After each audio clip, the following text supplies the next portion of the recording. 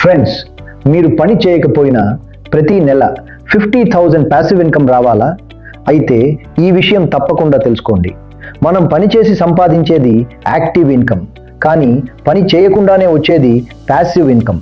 అది రిటైర్మెంట్ తర్వాత అయినా లేదా ఏదైనా మెడికల్ ఎమర్జెన్సీ వచ్చినా మనకు ఎంతో ఉపయోగపడుతుంది.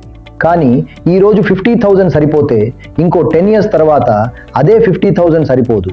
అందుకే ముందుగానే బలమైన కార్పస్ బిల్డ్ చేసుకోవాలి. చాలామంది ఎస్డబ్ల్యూపీ అంటే ఒక ఇన్వెస్ట్మెంట్ ప్రోడక్ట్ అనుకుంటారు, కానీ ఎస్డబ్ల్యూపీ ఒక ప్రోడక్ట్ కాదు, ఒక కాన్సెప్ట్.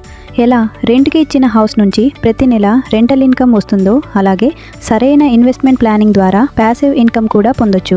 అందుకే ఇన్వెస్ట్మెంట్ చేయడం మాత్రమే కాదు, సరైన ఫైనాన్షియల్ ప్లానింగ్ కూడా చాలా ముఖ్యం. ఈ వీడియో మీకు నచ్చితే లైక్ చేయండి, మీ ఫ్యామిలీ మరియు ఫ్రెండ్స్కి షేర్ చేయండి.